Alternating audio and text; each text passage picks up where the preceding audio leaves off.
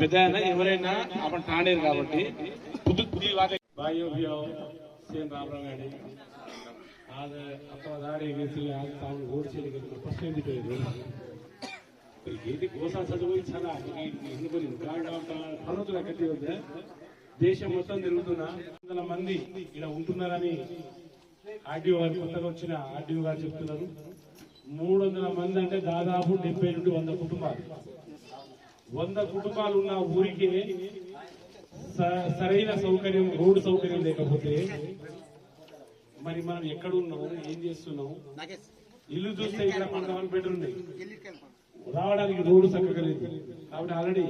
చక్రి గారు మీద కంప్లైంట్ పెట్టి ఉంది కమిషన్ కి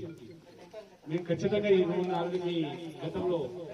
ట్రైబల్ వెల్ఫేర్ సెక్రటరీ గారు ఉన్నారు కదా కన్నబాబు గారితో ఆల్రెడీ మాట్లాడడం జరిగింది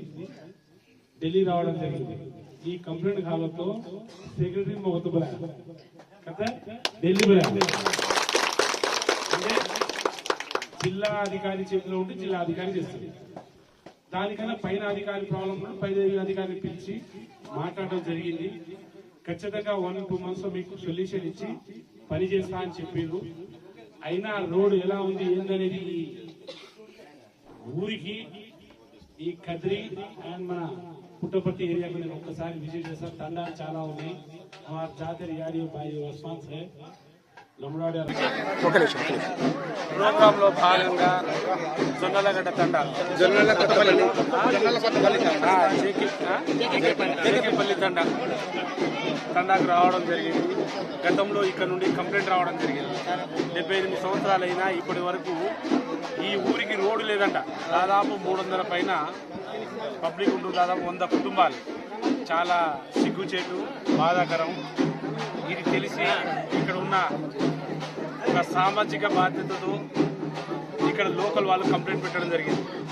పలుమార్లు కలెక్టర్ ఆఫీస్కి రెవెన్యూ డిపార్ట్మెంట్కి చాలాసార్లు తిరగడం జరిగింది కానీ మాకు న్యాయం జరగట్లేదని కమిషన్ పెడితే ఆ కమిషన్ పోయినసారి హియరింగ్ చేయడం జరిగింది ఇక్కడ ఉన్న ట్రైబల్ వెల్ఫేర్ సెక్రటరీ గారు కన్నబాబు గారు రావడం జరిగింది సార్ మేము చేస్తాం చిన్న ఇష్యూ ఉంది ప్రైవేట్ ల్యాండ్ ఉంది సార్ మధ్యలో ఒక 1-2 నెలల్లో దాన్ని కొని తీసుకుంటాం అన్నారు సరే ఈ ప్రోగ్రాంలో భాగంగా తిరుగుతూ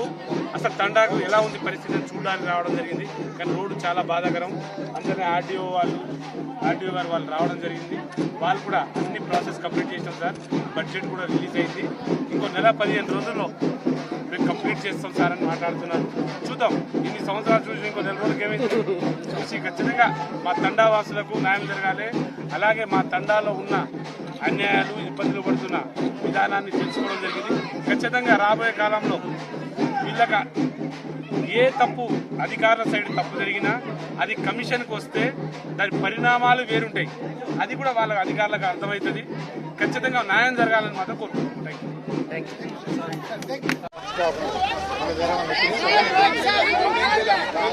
యూ